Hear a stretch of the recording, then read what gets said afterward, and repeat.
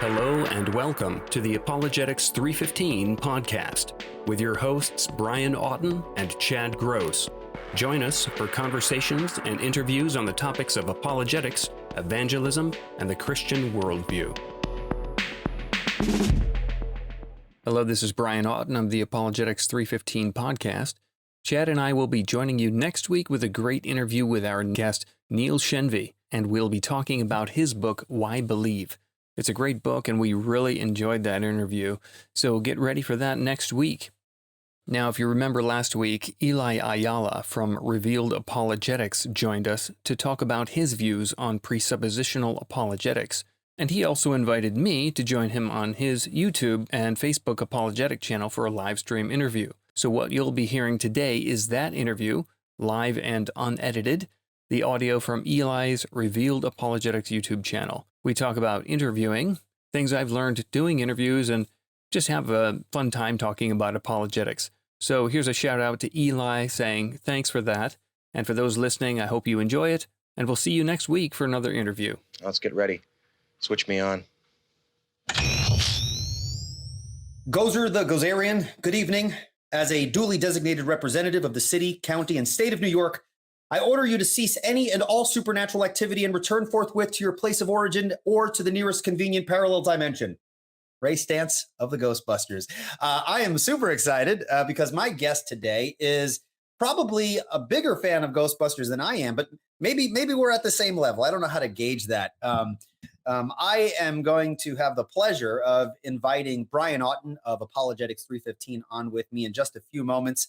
I find in him kindred spirit as we like 80s movies, more specifically the Ghostbusters and apologetics. So I'm looking forward to just inviting him on in just a few moments. I'm glad I got that quote out of the way before people started like trickling in. They can enjoy that cheesiness at the beginning later on, and I won't have to be here to read the comments. At any rate, before I invite Brian on the screen with me, I'd like to give folks a heads up. Tomorrow, I will be having Dr. Khaldun Swice, who was my former apologetics professor when I was doing seminary at Liberty Baptist Theological Seminary. So we're going to have him on tomorrow at 4 p.m. Eastern, okay? And you guys, I invite you guys to bring your questions and things like that. It will be live. As you know, that's kind of how I like to do things here. So looking forward to that. And I don't have anything else planned after that. I do have a couple of things on the docket, but they're not solidified just yet. But definitely keep your heads up if you're following me on social media, Facebook, or anything like that. I'll let you guys know what's going down. Well, without further ado, I'd like to invite on the screen with me for the very first time I hear, okay, this guy's a podcaster. He doesn't really like to show his mug on the internet, but this might be the first time he's ever done it. So this is pretty exciting. So I'd like to introduce Brian Auten of Apologetics 315. How are you doing, Brian? Doing great, Eli. Thanks for having me on. So let's kind of confirm this. Is this the first time you've done like a video format, like ever? No, I've done a couple little video things, but I don't love live things. I don't like that idea of oops, I messed up and now it's there forever. So all right, that's fair enough. Well, let me give you an opportunity to maybe tell folks a little bit about yourself in terms of what you do. I kind of just briefly introduced you, but maybe you can kind of give people a heads up as to what you do, where they can find most of your content. Most people will already be familiar with that. But why don't you just take a few moments here while I kind of set up my stuff here? Sure. Well, probably the main thing that people would maybe know me for is the podcast, the Apologetics 315 podcast. Used to call it Apologetics 315 interviews, but there's quite a few interviews on there with apologists, historians, biblical scholars, anybody having to do with anything arguing in defense and of Christianity and its truth. It's going to be found there. So maybe your favorite authors or speakers and people like that we've interviewed. So about 2 years ago, we rebooted the interviews podcast, and because it was just me for quite a while. And Sure. I had my great friend Chad Gross from Truth Bomb Apologetics. He's my apologetics bosom buddy, and we've back to the 80s, right?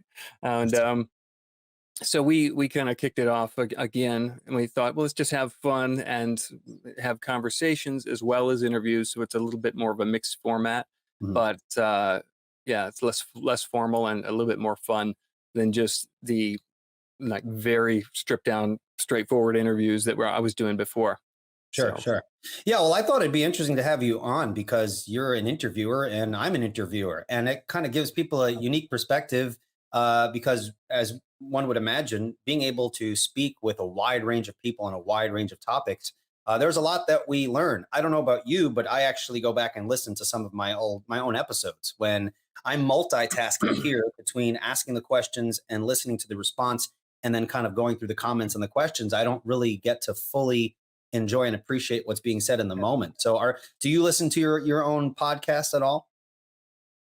most of the time it's just when I do the edit, like Mhm. like for me, there's the prep part where I'm getting stuff from it.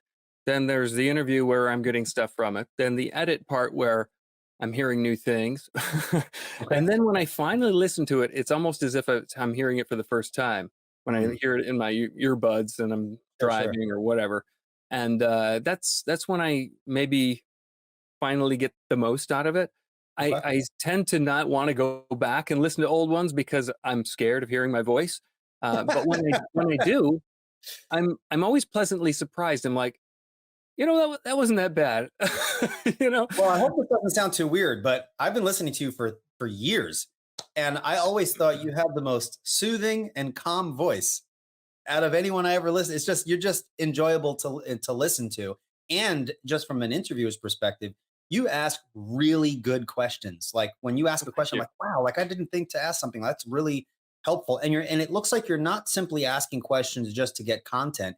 You really care about your listeners. You ask questions in such a way that the answer is really going to cater to what's going to be helpful to your listeners. And so for that, I really do Yeah, appreciate how you do things.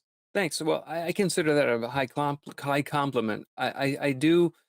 If anybody's familiar with the podcasting world, you know people, publishers and promoters, they realize that, hey, we can have this author go on everybody's podcast. And so it's easy to get a promo sheet and they'll tell you what questions to ask. Right. And although I tend to not even want to look at it because I don't want that to form my questions. Sure. Um, it, I think the best interviews are the ones where I care most about understanding that material and I've engaged with it in a long enough time to ask questions that are meaningful Mhm. for my growth, but also I can structure the interview intentionally in a way so that if someone's listened to this person for the first time, I can take them in a walking tour through this this through this conversation, point out all the things they should see while finding the things I want to see, uh, Right. that I'm there to look for myself. So yeah, the prep work and having a real desire to learn it and to most of the people I feel like I know them already, Mm. and it's just exciting to Yeah. talk to them and sort of show my appreciation for their work as well. So That's awesome, and I could tell that those that you interview really appreciate your questions because I mean I've listened to so many episodes and I can't I lost count how many times when you ask a question they're like, wow, no, that's a really good question, or thank you for asking that. So that's excellent. But now it's my turn to ask you questions, cool. and so my first main question as we kind of kick off our discussion is. What was the inspiration behind doing interviews specifically? I mean, you had an interest in apologetics in general. What was the specific thing that kind of kicked this off and inspired you to say, you know what, let me reach out to this person and kind of record this and see, where it goes. This might be Yeah. helpful for folks. Well, I'm thinking about that. I I was working as a graphic designer and I had a lot of time to listen to my headphones while doing, designs. That was back in 2006, 2007, and I had just been downloading a lot of apologetic stuff. And at that time, it was really hard to find resources. There was no, there was Sure. no like, oh well, you go to this website, and there's so much now. And so I I would find great lectures and stuff like that. Then I would read the authors. Then I would try to scour around to find good stuff from them. And so I was really interested in trying to find helpful stuff because I searched hard to find stuff that I wanted to learn about. And so I remember just going on Amazon and buying a nice microphone with no plan. And it came and I was like, yes, this is good. And it sat for 6 months. And I know somebody asked me, why did you buy that? And I was like, well, one day I think I'm going to do a podcast, but I didn't have a plan. I just knew that that was something I wanted to do. And Okay. I had literally no plan. And then I think after I was building Apologetics 315 back in its uh, early days, Mhm. and it was gaining some momentum. Someone asked, like the end of the year, I would make a summary of all the different things and resources that we'd found that year. And someone said, well, what are you going to do next year? And I said, well, it'd be great to start interviewing some of these authors and Okay. people. And I thought, well, and I don't know if it was Mary Jo Sharp asked me that or something. And I thought, well, she's starting her ministry and she's a woman doing apologetics. We need to promote her. So let's You do were an on the interview. whole. You were on the whole, like, women's movement before it got popular. Like, you need to support them. Yeah. Women. So part of it was like, hey, I'm getting a lot from these people and I want to help promote them. And I saw that Sure. people started coming to Apologetics 315. So it was like, well, let's interview them and find out how we can sort of help just promote good resources. So Yeah. that's kind of how that started. And,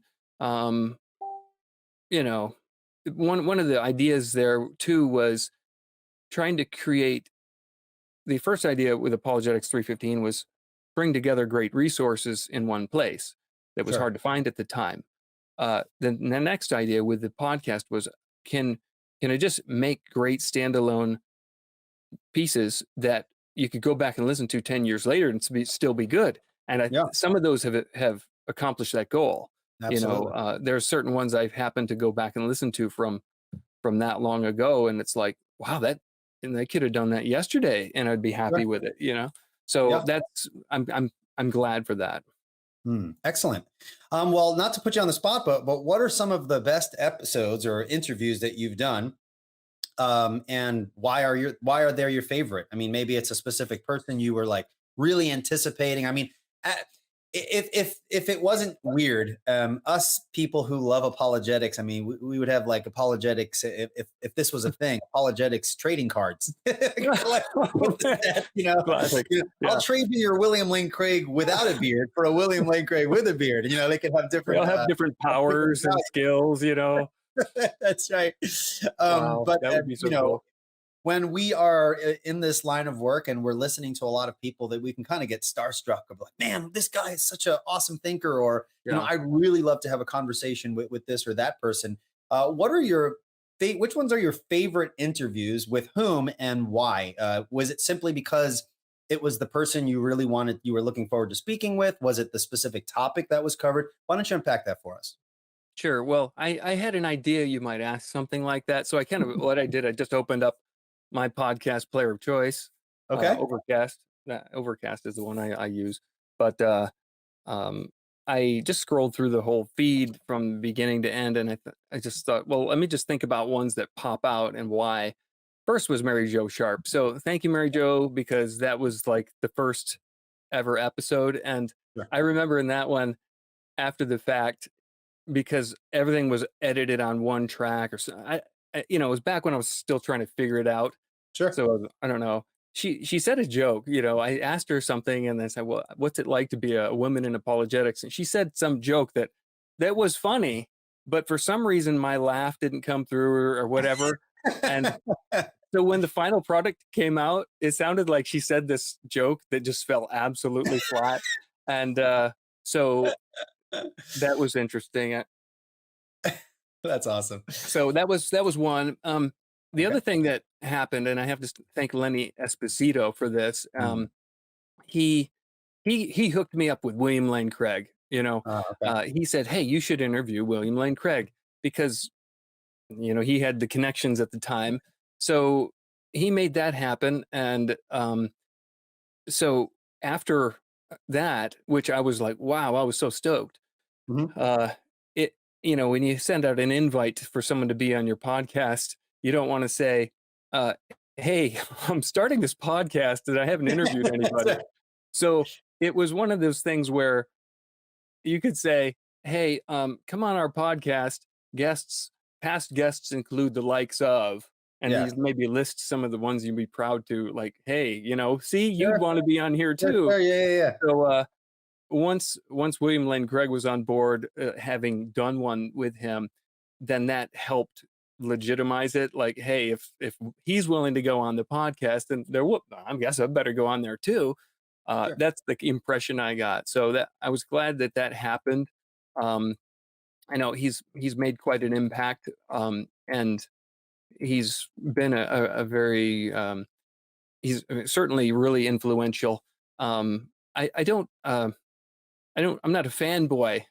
Sure. There's a tendency just because we think of him in a certain way to think, well, then we're fanboys. No, well, he can't deny his influence. Sure. But no, he's definitely. There's a lot of things I really enjoy about William Lane Craig, but I'll tell you later what things I really enjoy about certain people I've learned from. Yeah, yeah, Um, yeah. so I remember interviewing Greg Kokel when his book Tactics came out. Mm. At the time that his book Tactics came out was when, if you want to say someone was, how someone gets saved and it's like this is their like they're on fire time, Yes. and they're trying to evangelize everybody. Yes. Well, this was my coming into apologetics time where I was just like, this is the best thing ever. And that book had just come out, and I was like the first person to review it on Amazon. And I was just like, this is awesome. And so I remember interviewing him and thinking, now that's the best. I would just remember Sure. at the time thinking, Greg Kokel, man.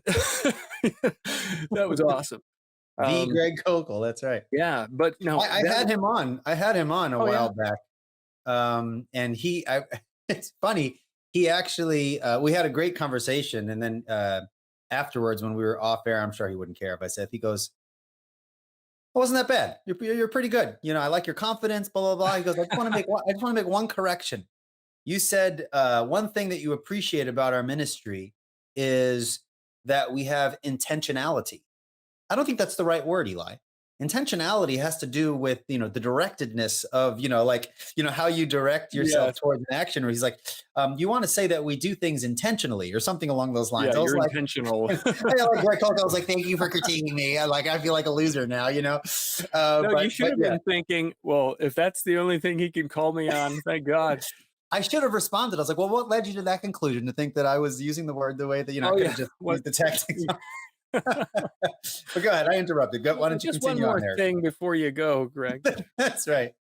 Now there's a few other ones that we were talking about how if you get if you feel like you've had a good interview, what does that look like? And Mm. like you mentioned, there are certain ones where during the interview the person will say, "Wow, that's a great question," or that was good.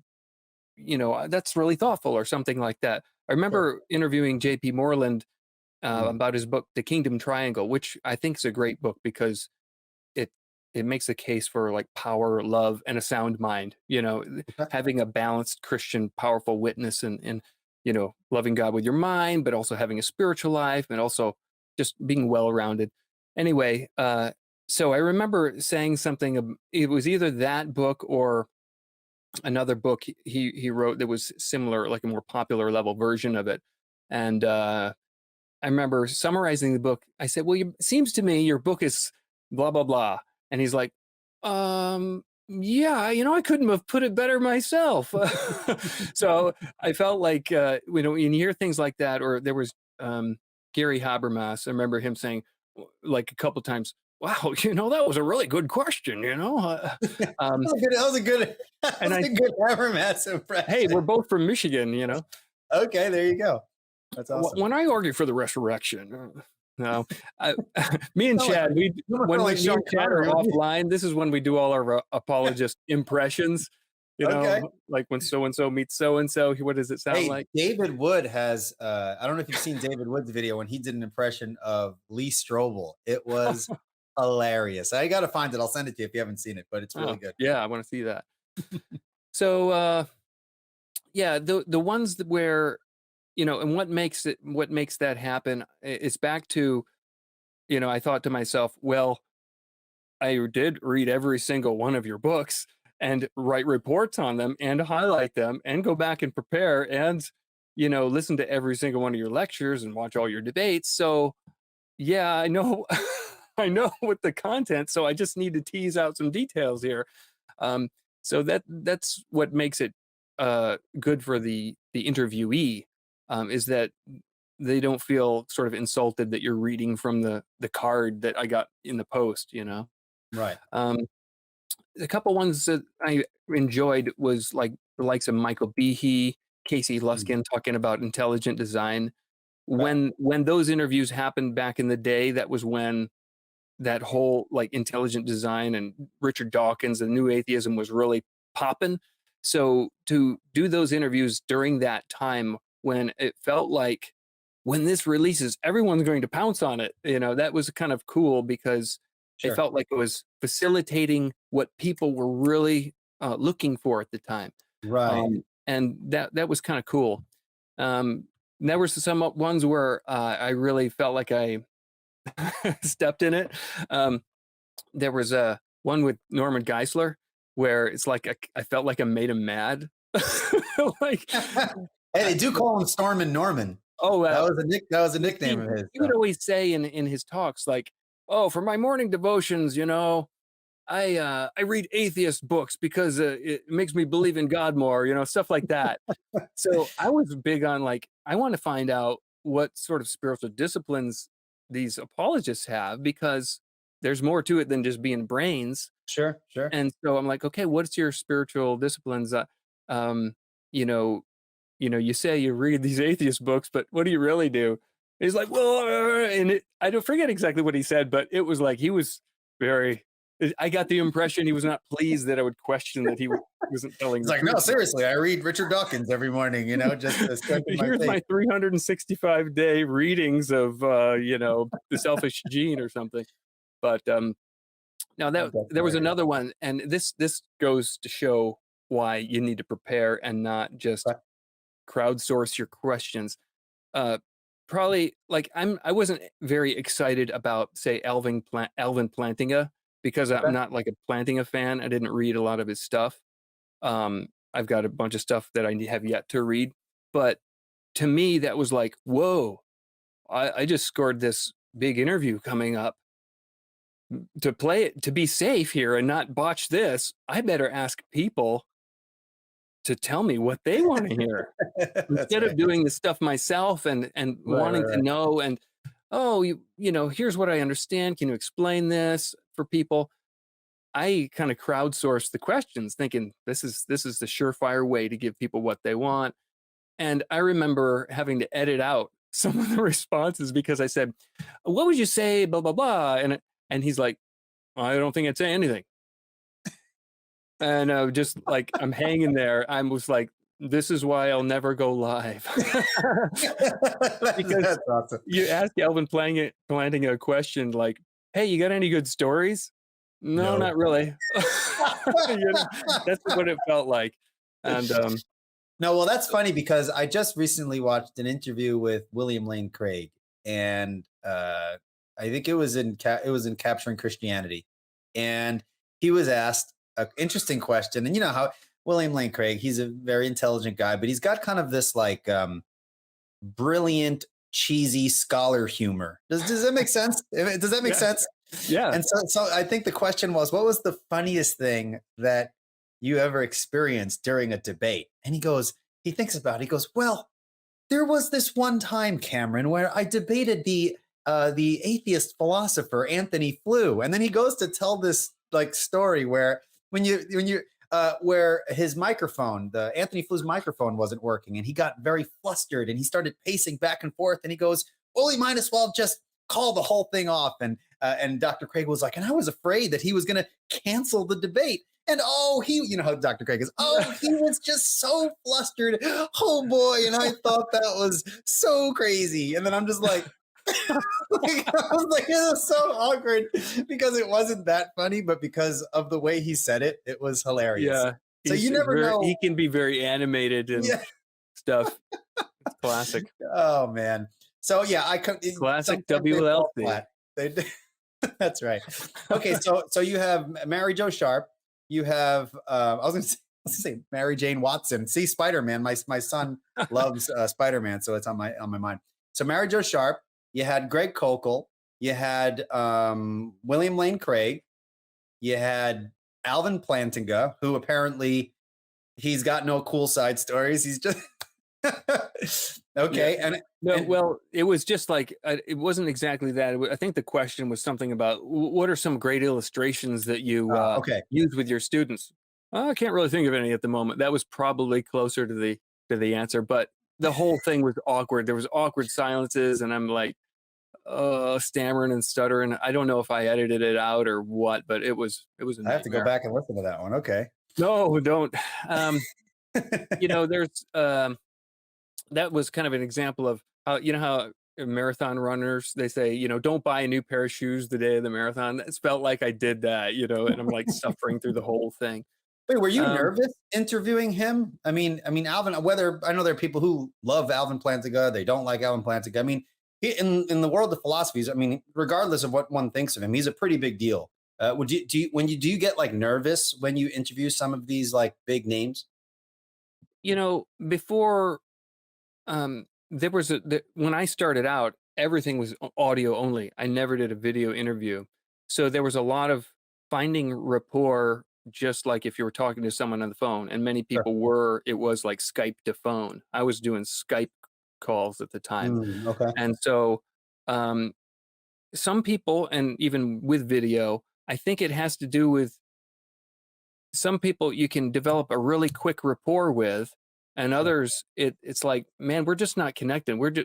It was like you could describe the relationship like oil and water. Like, I'm just not the sort of person they think they want to talk to, or you could tell that someone just shoved this into their schedule or something.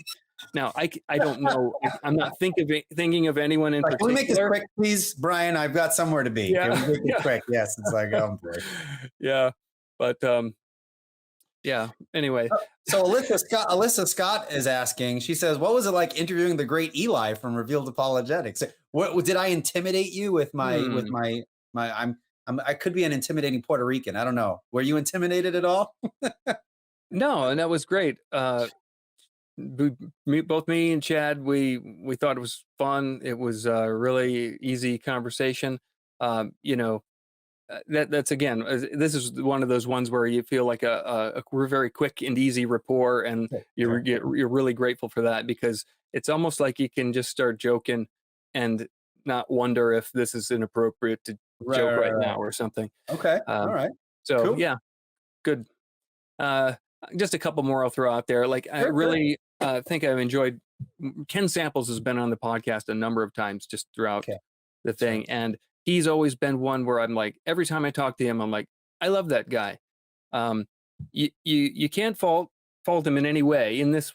And what I mean by that is, like, he's super kind. He has a really good tone. He's very winsome. He's persuasive. He argues well, but he's not argumentative. He knows exactly where he stands theologically. And he doesn't take a, like, this is the only view sort of tone about anything. He's just really well-rounded. You could ask him about anything, and he would be able to just walk you through a way to think about that without saying something canned. And I love that. So if I said, well, who would be a person to look up to? I'd say, well, Ken Samples, look up to him. Let him be your mentor in tone, in demeanor, in his studies, in his value of logic, and just being like one of those people that, you could send any one of your hurting friends or questioning or angry atheist buddies to, go talk to Ken. He'll sort you out, I love him. Another one I'll throw it out there just because it's different, and I would just wrote down ones that stuck out. Philosopher Peter Kreeft. He's a Okay. Catholic philosopher from in Boston. He teaches at Boston, Boston College, or I don't know if he still is, but he's one where everything I read by him, or hear him, or any lecture by him, and the interview was awesome too. He is just so interesting and so yeah. fun to listen to, and the way he communicates is amazing. And Sure. we talked about the Socratic method and why you should learn logic and how do you prepare for apologetics dialogues and devotion. And that was like an example of, okay, I don't agree with this guy on various things, Sure. but man, I get so much from him. It's amazing. I Yeah. learned so Yeah. much Yeah. from someone of a different view in many ways. But yeah, that was cool. I'll be teaching logic to my 8th graders next year, and one of the textbooks that we have is written by Kreeft, and he's you're right, he's a very clear communicator, and definitely he seems like an enjoyable person to speak with. If I can think in terms of, you said something about Ken Samples being like a model. I always thought about kind of this Mr. Potato Head apologist. If I can grab Yeah. little elements of, I'd Yeah. love to debate like a James White, but carry myself like a William Lane Craig or a Ken Sample and have this weird mixture of all these Yeah. different features. And I think that's one of the benefits of being able to speak with a wide variety of people. You're able to, really just learn what you think is good and useful, and also things that, like, you know what, I'm not sure I would do it that way. So I think that's Yeah. super helpful. I was part of this men's group one time, and they said, "Well, who is the biggest mentor in your life or something?" And Mhm. everybody did this exercise, and they all kind of came back and said, "Well, there's no one person. It's Sure. my dad taught me this, and my uncle taught me that, and this teacher taught me this, and so I'm pulling all these elements in order to create this composite mentor or model." And I see that is a way that maybe men or kids uh, are influenced by like father figures or role models in their lives. But at the same time, you can think of it that way when you're being educated in whatever field you're in. In this case, apologetics, I think we need to look at the things that are key features of and personality traits or disciplines that people emulate, that they're really good models of that. And you Sure. take that and you say, okay, I'm going to make that mine. I'm going to emulate how this person communicates. I'm going to emulate how this person has devotion in their life. I'm going to emulate how this person is cool and calm. I'm going to Sure. emulate this person, how they're bold. I'm going to emulate their study patterns. Oh, so and so reads in this way, and he has how he works through books this way. Cool, I'm going to do that. And then you're like, yeah, I don't have a mentor. I've got many mentors, and it's sort of a composite, And at the same time, there are ones I look to today, and I think, okay, they made this mistake, they made that mistake. I'm not going to make this mistake. I'm not going to make that mistake. And Sure. it should be a sobering warning. And there's certain traits where people have. I'm like, well, I'm never going to interact that like they do. Yeah. I'm not going to be anything. I love everything about them, but this is just a flaw. And instead of like shining a light on that in a negative way or trying to gossip to people about it, you could just say, Lord, help me to learn from that. Help me help me to see that, yeah, that's harming that person's witness. I think it is. So I'm certainly not going to do that. In a way, hopefully that negative thing can be redeemed because, hey, it kept me from doing it. Sure. It kept me from going down that path, whether it's sin or just a negative way of communicating or, Right. stuff like that. Well, that's part of the process, I think, right? When we see Yeah. kind of negative aspects, I mean, we're learning from that, right? But the Yeah. beauty of it is, I mean, you just mentioning this bringing together of all these things that we can learn from people. I think God set it up that way on purpose. I mean, the family of God is just that, a family of God. We are there for one another. We all function in different capacities with different expertise, right? I'm not I'm not a historian. I'm kind of a more bigger picture, theological, overarching, philosophical perspective. Whereas there are people who pay very much close attention to a lot of the details that's where I can learn from. So there's a lot that we can learn from each other as the family of God. But even in families, there's always the drunk uncle that's invited to the wedding, and that doesn't. It's very embarrassing in front of people.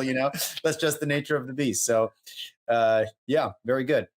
Was there anything else you'd want to add in terms of an interesting interview that you've had in the past before I move to my next question? Only because you said historian, and Okay. I remembered that I wrote it down, but I didn't mention it. Historian Paul L. Yes. Mayer. I loved that interview. That was Dude, excellent. he's so cool, and he Yeah. talked about like the historicity of the first Christmas, and historicity of Jesus and stuff. That was cool because you're like, wow, this guy's. It's not just information. This is like I like talking to this guy or listening. He has to him an energy about him, doesn't he? Yeah, He seems excited about the things he's saying, and it makes you excited when you're listening. Yeah. Yeah. Excellent. Oh, I love that interview. Guys, all the interviews that we're discussing are still available on Apologetics 315 on their podcast. So I highly recommend, if you guys already are familiar with it, great. But if you know anyone who's looking for apologetic content, definitely point them in the direction of Apologetics 315. There's videos, there's articles, and of course, there's the podcast. So definitely check that out. All right. My next question for you, Brian, is what are your favorite topics to discuss when you're considering a guest to have on? Are you kind of random? Is it just wherever the wind blows? You know what? I think I want to talk to this person about A, B, and C. Are there certain themes within apologetics or theology that really interest you and are really the object of what you want to speak about most of the time? When the interviews podcast started, it was sort of based around. I was just consuming a lot of content because I was doing a master's degree in apologetics, and Okay. so I would I would be focusing on all atheism stuff, and I would read tons of books along that topic, and then I'd be listening to lectures based on those things, and so I would be going through a topical range of things, and so when it came to like apologetic methodology or something, I would be talking to Rob Bowman or someone who's like surveyed those sorts of things. Sure. So it would be sometimes based on books. A lot of times, like I would read the book and I'm like, yeah, I need to interview this author and talk about the book. Sometimes people want to promote their book or it's a new book release, and so more so nowadays, that's just the way books are promoted. Get it out on podcasts. So if you hear a book that's a new release, many times it's because the authors contacted you. Sure. But no, I think I usually have read much of the person's stuff and think, well, who would I want to interview next?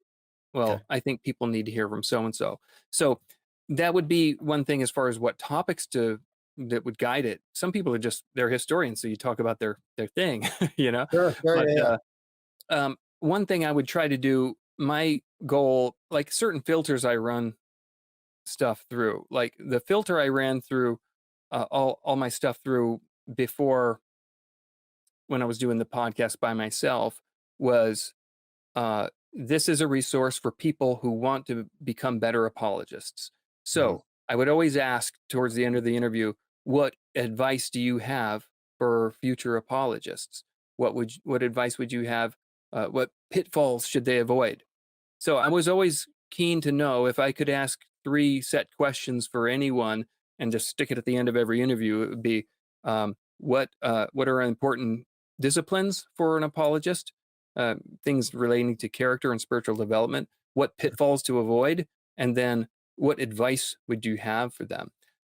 So those are key things I think that are trying to build, not just inform people, but I'm thinking, okay, because you could give this to so and so. Hey, they have questions about the historicity of the resurrection. You could send them a podcast as an answer or a resource. But I was thinking more so that this is the podcast, but the podcast itself and its inception was this is for the apologetic student. Sure. And it is training them in the topic and in how to cultivate their spiritual life and how not to make mistakes and be silly.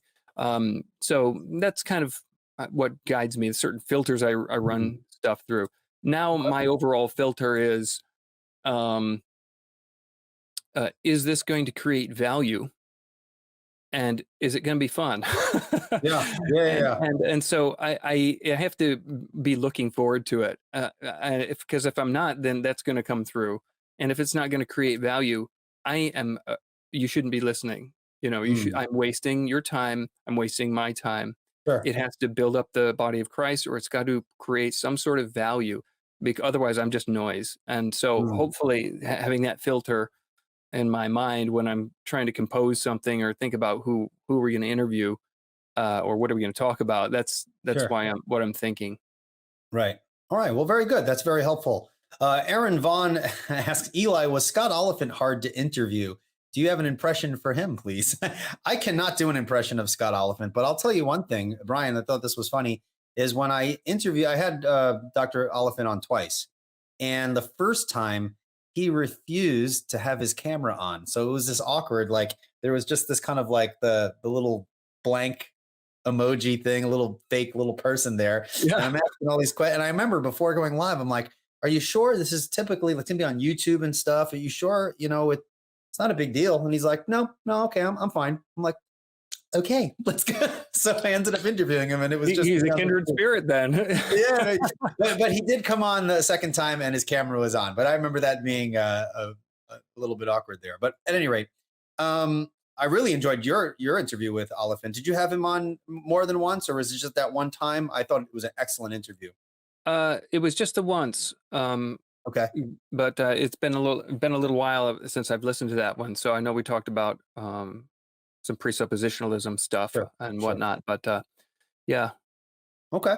All right. Slam RN has a question. Has Brian ever had Dr. Lydia McGrew on, since she has now written 3 books on the New Testament? No, but I would love to. And Mm. I can't tell you what's in the plans. But Okay. that's one of I'm kind of working through her books, and Sure. so unfortunately, I try to focus on one thing and then I get distracted, and so I've got all 3 books.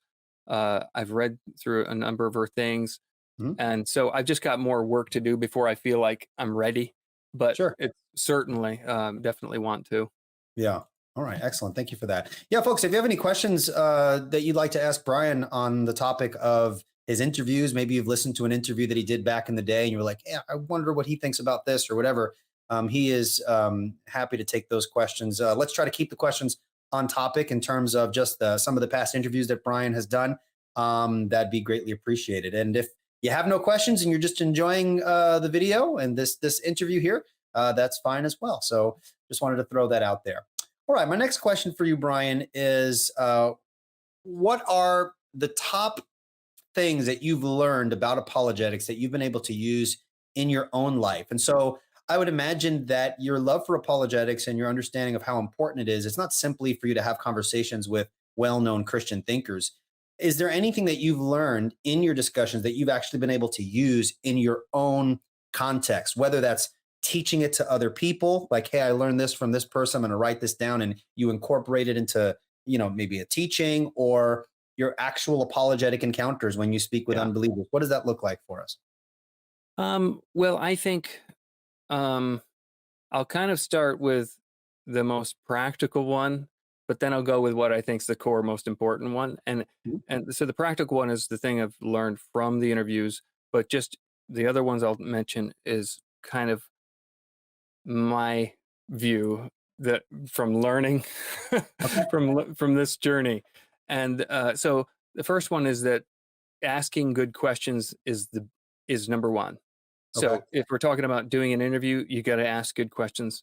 But if you want to learn, if you want to interact, if you want to be a good strategist, if you want to refute, if you want to make people think, you want to Yeah. connect with someone, how do you do that? Well, the best way, I think, is questions. So, you know, you could ask yourself the question, am I asking the right questions? And Mm. that is a very like a generative way of getting yourself on track. What am I trying to do? What is my goal here? How am I trying to do it? So asking yourself questions, asking other people questions, like if you want to learn something, you got to ask questions. So as long as you're talking to like having an apologetic conversation, the Sure. questions are the thing that's going to give you the diagnosis of where is this person at in their sort of belief system. Mm. Um, it also is the way to connect with people. It's the way to start conversations. I mean, how do you have a conversation unless there's a question? So being a good questioner is really important. Now, if you're coming up with a strategy for something, this is just showing you how questions like affect everything. If you asked, wouldn't it be better if you asked questions rather than making statements? How could Mm. you, like, what are we trying to do? How are we trying to do it? Those sorts of things. I think refuting false ideas is best done with questions because, it's sort of that Socratic method, where Sure. Socrates, if he wanted to tie people in knots. We can't edit that out, Brian. It's Yeah, staying there. I meant to say Socrates, and I always mess it up. So great. That's right. Excellent. That's another 80s reference. I caught what you did there. So, yeah, so Socrates, he could really tie people in knots just by asking questions. But the idea there is that you're getting other people to think, Mm. lead them in the conversation. So, Sure. or if it's connecting with people. So I think the stuff that Greg Koukl has brought into awareness in the apologetic community with asking like the Columbo question and how did you come to that conclusion? That's like got everybody in Mm. on step one. But I think that questions just need to be just woven into everything, not just those magical questions to like that are described in tactics, but no, Sure. there's more questions than just those, and you could kind of formulate them. What would they look like if they were yours? Yeah. Um, Yeah. so that would be like the number one apologetics tool, I think, Mm. because it helps even if you don't know the answer, you can ask questions. Well, I don't really. I wonder why you ask that, or why is that an objection for you? Why is that an obstacle for you? So not just like, oh, I'm trying to buy time because I don't have anything to say here, but Yeah. you know, you find out what's the question behind their question. Mm. Well, they have an objection about this. Why? How did you get to? What happened? Did something happen in your life to make that important to you, or whatever? So I'm just trying to show there that questions are real important in like exploring stuff with people. Now, Sure. um, I think the main thing though is uh, it's not what you know, but who you know. Who I know basically means my relationship with God.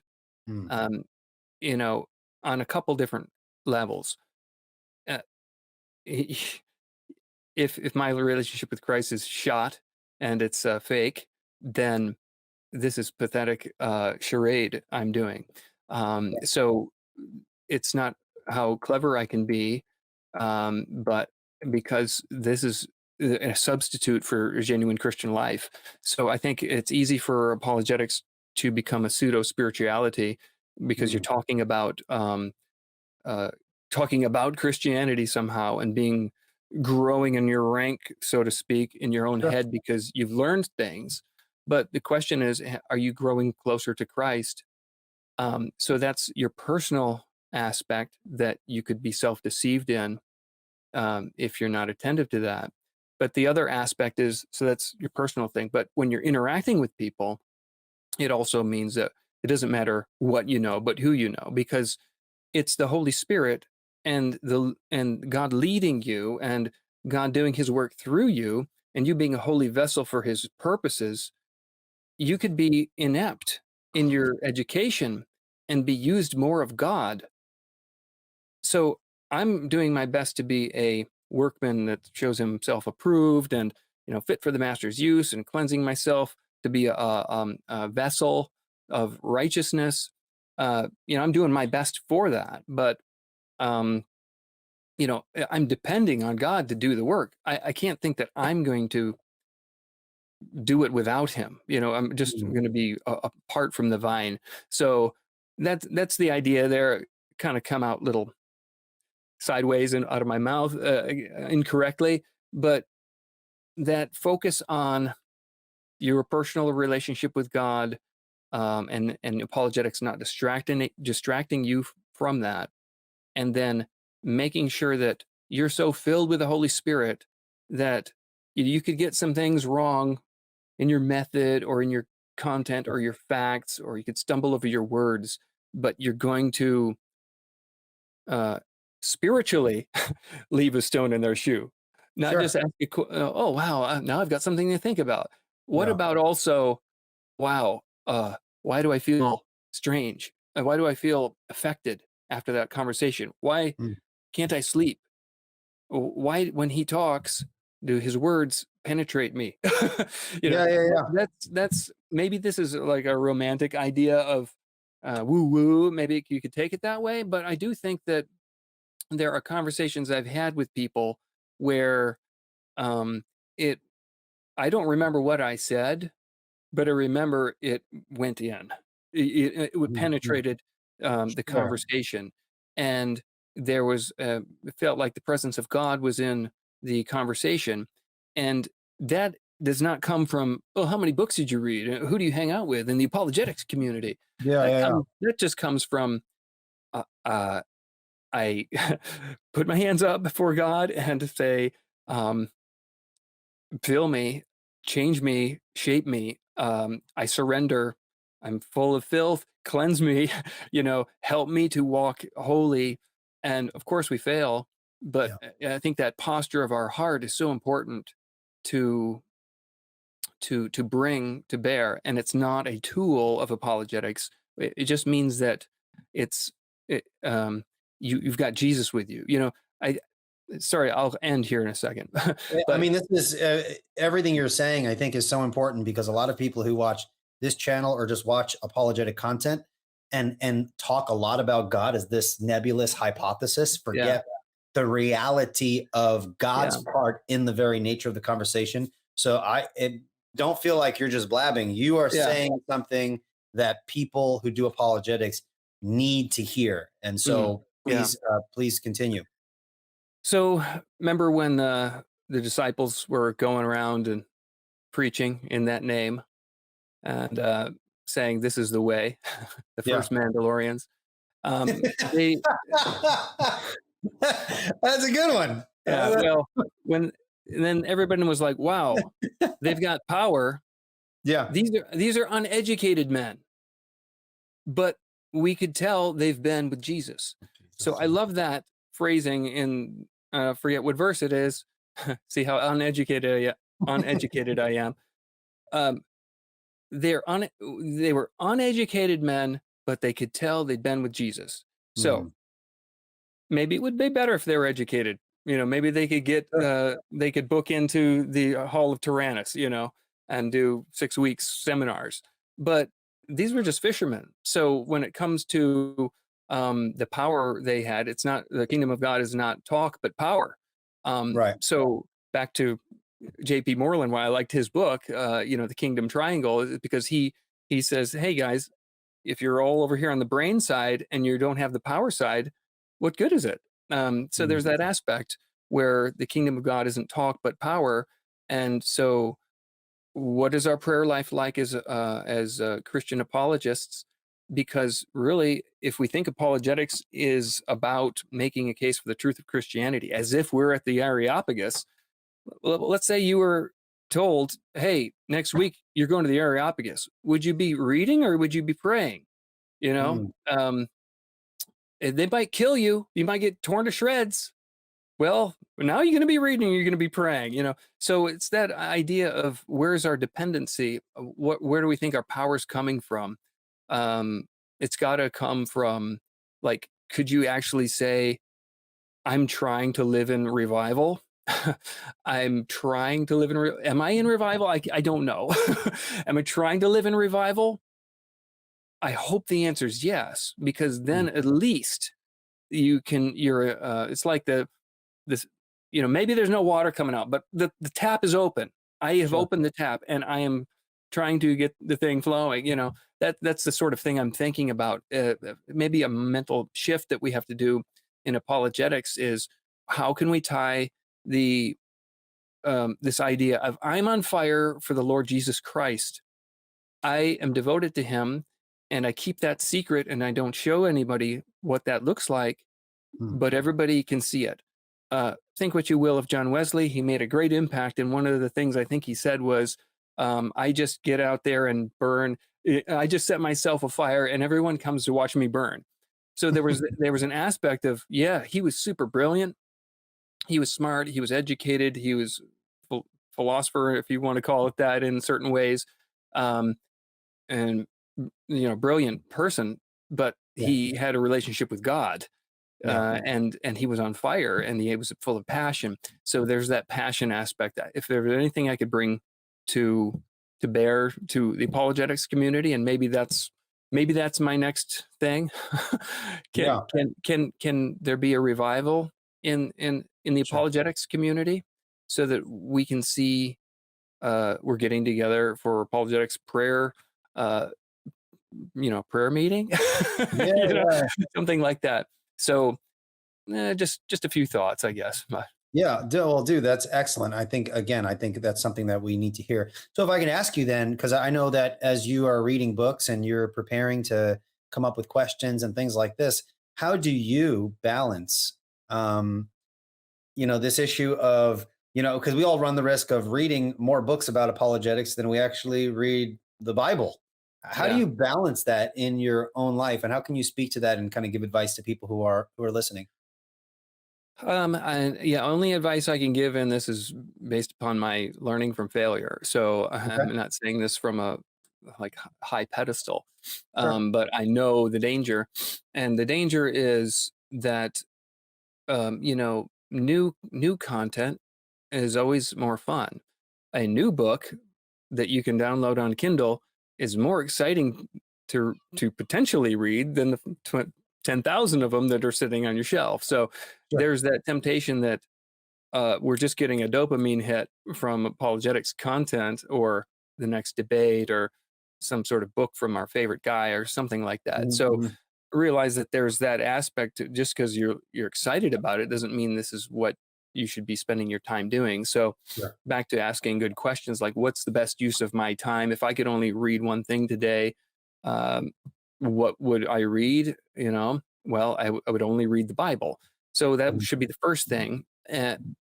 For me, what that looks like is, I don't sit down usually to read the Bible. I have an audio version of it that I really love. Like, I can really get into it. Which But one? Which one is it? I'm curious. I like the audible version of the NASB 2020. Okay. I think it balances, like, it's specific enough so that I'm not wondering how do they paraphrase that. Sure. And it's narrated finally with a good voice that doesn't annoy me. It's separated into chapters in a way that I can find it and not get lost. So Sure. Yes. it's like the optimal Bible. But Okay. here's what I would also suggest: read it at normal speed. Don't read it at double speed. I Mhm. See. I listen to all my content like as fast as I can understand it. Like, so Okay. maybe two speed, 2.5. Sometimes I'm pushing 3. But when it's the Bible, I'm like, nope. I will refuse to listen to it fast. I have to listen to it Mhm. normal Mhm. speed, and think about it. And so Yeah. that's helpful. And sometimes I find myself thinking, well, if after I've listened to, like, I'll listen to that first, and Is that then I'll be the primary way you read your Bible? Is through audio? it actually is. Yeah. Okay. Now I will use logos for study, and sometimes I'll sit down and I'll read this version. Okay. uh, Sometimes. yeah, it's just because I have a hard time sitting still, and that's a Same. weakness, Yeah. Yeah. Yeah. But at the same time, I am reading, and then I read it before bed. Like, I'll set it to I'll read Old Testament before bed. So usually I can fall asleep during the Old Testament, and it's like I didn't really, it's more narrative. Or it's the Proverbs or Psalms or something, Okay. but that's how I try to, like, Sure. keep the word in me.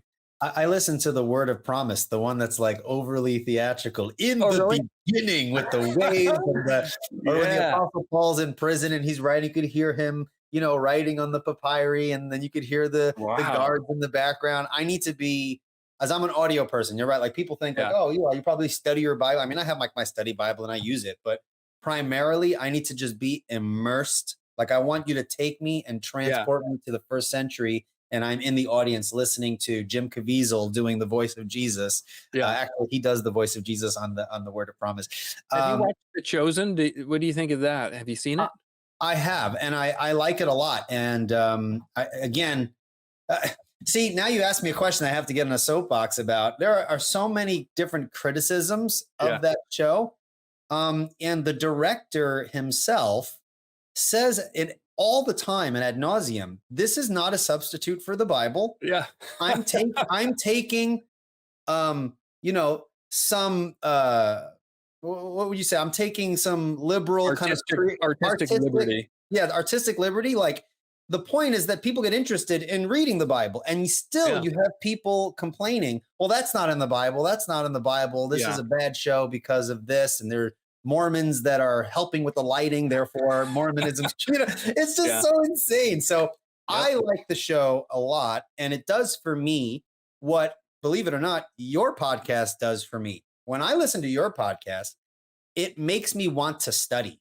Like after I had a conversation, like, great, I just listened to another Apologetics 315. Now I got to buy like 2 more books and I need to study a topic. When I watch Chosen, or one of my favorite, Jesus of Nazareth, the one that was made in the 70s, I love that movie. It makes me want to sit down and read my Bible. Like, and I think in terms of that, just the inspiration to kind of go back to the source material, I think there's use in that. I mean, obviously, it's not the word of God itself, but I enjoy it. And I watch it with my wife, and if anything weird pops up, we talk about it. It's not a big deal. But there you go. Sorry you got me on my soapbox there. No, I concur. I concur. Okay, good. So now you threw me off. I don't know what my next. Oh, here we go. So here's a question from Alyssa Scott. What are some of your tips for coming up with best kinds of questions? And don't say read tactics. Although I highly recommend you read tactics, but go ahead. Yeah. Well, you could do a real simple thing would be who, what, why, when, where, how. Those are the different starts of questions. Sure. But I think the how and why, those ones kind of give you another layer. So you just think, how can I go deeper? Well, anytime you say how, you start seeing possibilities. Anytime you say why, you start seeing motivations and purpose. I like that. So what is a question that gives you definitions? So you got to have that clarity. Usually you don't have to say when to people too often. But I mean, if you're in a conversation, think of if you want to like break the ice, just figure out something you can use with those questions. I mean, back to when, you could just say, so when did you start going to church here? If you're meeting new people, I think it comes to my mind because I am at a relatively new church. Thank God. It is amazing. I'm so happy. So I'm trying to break out of my comfort zone and talk to people. And so, this is a helpful thing, but that would be my tip, is just focusing on how and why, and just try to peel back layers. Figure, you got to know, you have to kind of come with curiosity, have an agenda in the sense of actually being curious. Yeah. Excellent. I want to put up a comment here from Simon Larson.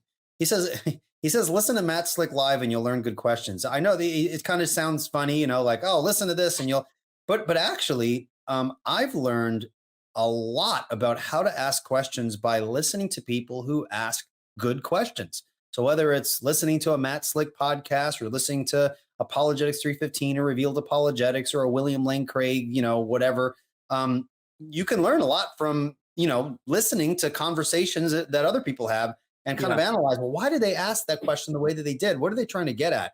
And so I think that actually, whether they were kind of just saying this in passing, I think that's actually a good idea. Listen to people who ask good questions. That's a good way to do that. All right, I have a few more questions for you, and then we'll wrap things up. We're at the top of the hour here, and I really am enjoying this conversation. I think you're doing an excellent job giving us some truth, man. You moved very gracefully from the intellectual kind of man, we talk about these issues here, and then you transition to that very important aspect of having our heart engaged as well as our mind. I thought that was excellent. But let's kind of go into some more superficial kind of questions, but fun nonetheless. Who are your top 3 favorite apologists of all time? That if there were apologetics trading cards and you didn't have these 3, and you were like, I need to get these 3, with their stats, he's defeated this many atheists and whatever the case may be. Who are your top 3 favorite apologists? Now here's what I don't have favorites. I was gonna say I don't have favorites. Jesus is my favorite. Okay. Something like that. The Apostle Paul. The Apostle Paul. Yep.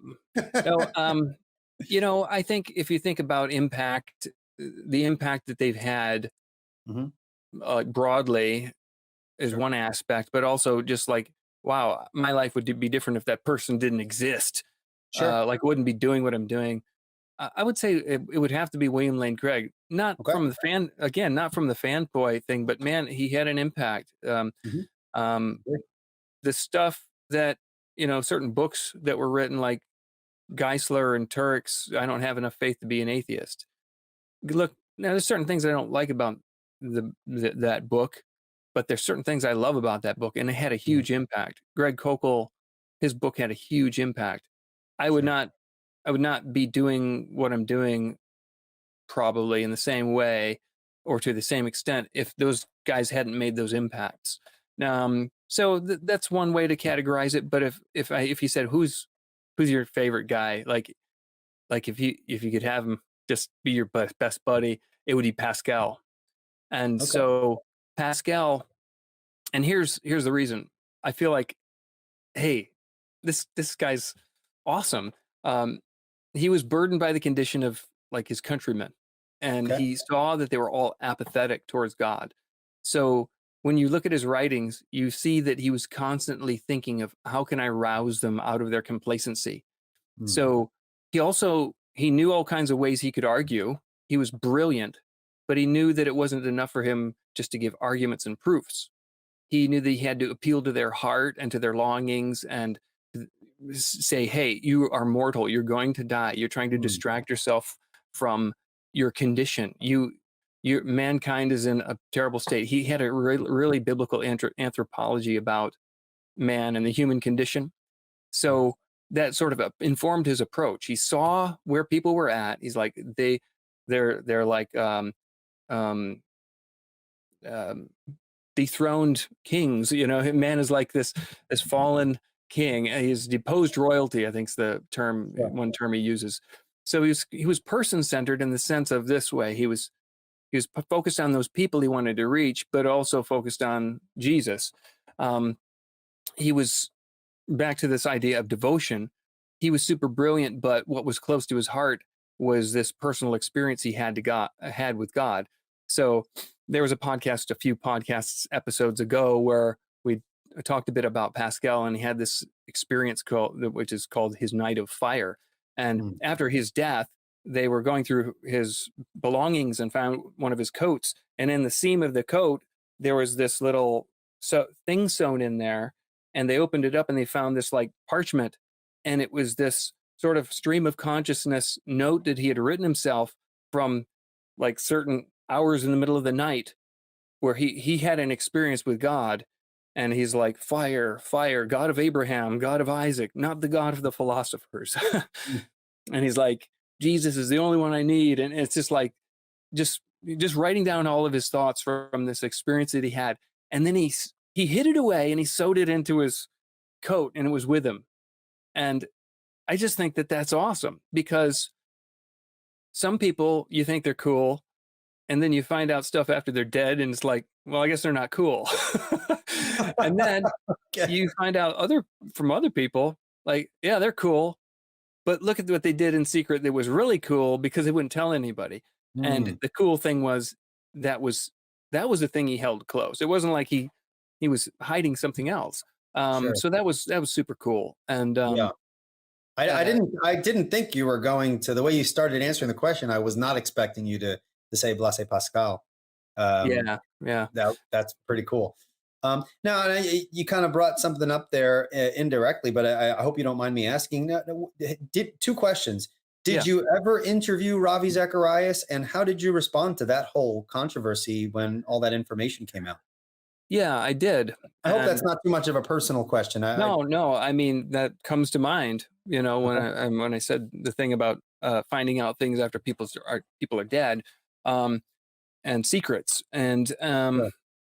you know, that that I mean, it's everybody through everybody. Yeah, yeah. And so I went back and I re-listened to that interview and heard it in a different way and tried Mm, to figure it out and process it. Um, there's been a few times in my life where similar things have happened, where I'd have a person I've put up on a pedestal or a leader, or church person, that I was under in some capacity fail morally. mm, And so one, two, three, he would have been number four. mm. So I've got some wounds. I feel like I've got some wounds Sure. Yeah. that I've gotten over, but there's still scar there, kind of a thing. But with him, that would be an example of, yeah, there's a cool stuff you could learn from him as far as his manner of persuasion and Mhm, being mhm. winsome. That was one thing that I thought, like, boy, he was very winsome. Yeah. As far as being, um, be able to tell stories and connect. I think it was awesome. Sure. Uh, Now, in retrospect, we can all say, "Well, I always knew there was something weird," Yeah. going It's always on. that one person. I'm sure that people would say that, but that's just one of those ones where it's just like, Sure.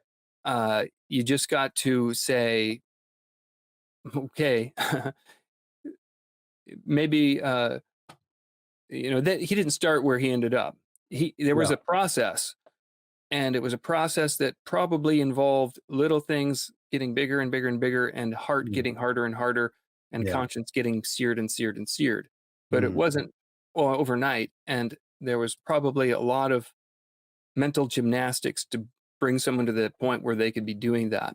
yeah. And also, well, I'm sure everyone's analyzed it somehow, but Sure. Sure. I Yeah. guess that main thing would be back to that idea of having your genuine walk with the Lord, uh, you know, knowing that things are right with Mm, Him yeah. being at the core. Mm. Now, this is random. So, a guy named Ravi sends in a question. Was Ravi saved? What are the chances of that? Now, obviously, we can't answer that question. For all intents and purposes, from what I heard, he was unrepented until the time of his death. But again, I wasn't there at his deathbed, and I can't really speak to that.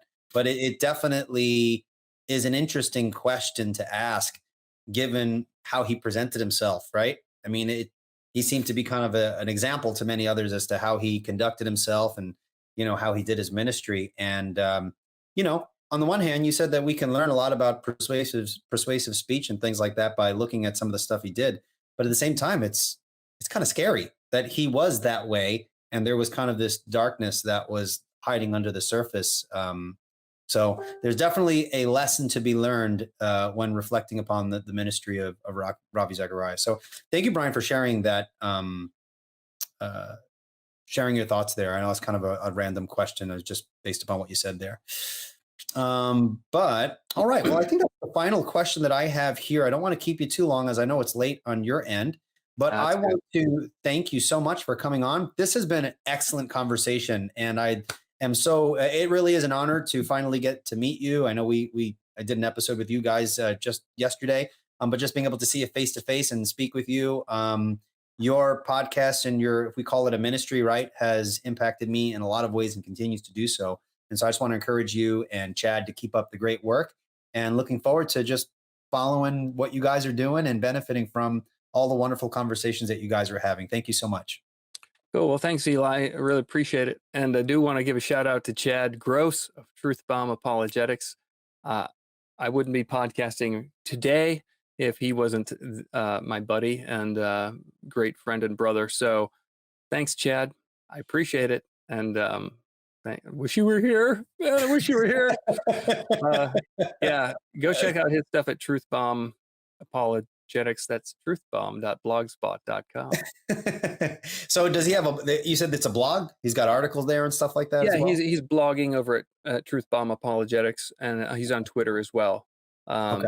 But yeah, he's my co-host and couldn't join us today. But yeah, he makes it excellent because we would have conversations for hours. I remember the first phone conversation me and him had. It was like, okay, it's late. I know it's 3 hours, but we'll talk again soon. And it was like, wow, I finally found my brother in apologetics, and that's Chad Gross. So That's very awesome. Grateful. He's and both of you have very similar sense of humor. When I came onto your show, you guys let people know we talked about presuppositional apologetics on the show that just got released on the website there in iTunes, and Brian had his name on the screen, Brian Bonson and Chad Van Til, which I thought was a lot of fun. So you guys have a great sense of humor. You guys have excellent chemistry with each other, and it's just a joy listening to you guys go back and forth. Even when you don't have a guest on and you guys just cover topics on your own, I think it's great stuff. So definitely check out Apologetics 315 and Truth Bomb, whatever website he just said just a moment ago. I don't remember it, but definitely check that out. And guys, thank you so much for listening in. If you've enjoyed this conversation, be sure to like it, share it, and tell others about these awesome interviews, whether it's on this channel, Apologetics 315 or whatever. These conversations are definitely edifying and beneficial for those who are listening in. So once again, thank you so much, Brian. And that is all for this episode, guys. Take care and God bless. Bye-bye. Thanks for listening to the podcast. If you have a question you'd like us to address or just a message for us, feedback, good or bad, you can either email us at podcast@apologetics315.com or leave a voice message for us using SpeakPipe. Just go to speakpipe.com/apologetics315 to leave us a message. And remember, if you include a Ghostbusters quote in your question, we guarantee that we'll read it on the podcast, and we also ensure up to 50% better quality answers. Also, if you've enjoyed today's podcast, please leave a review in iTunes or the podcast platform of your choice, and please share this episode with a friend if you found it useful. Remember, you can find lots of apologetics resources at apologetics315.com, along with show notes for today's episode. Find Chad's apologetic stuff over at Truth Bomb Apologetics. That's truthbomb.blogspot.com. This has been Brian Auten and Chad Gross for the Apologetics 315 podcast, and thanks for listening.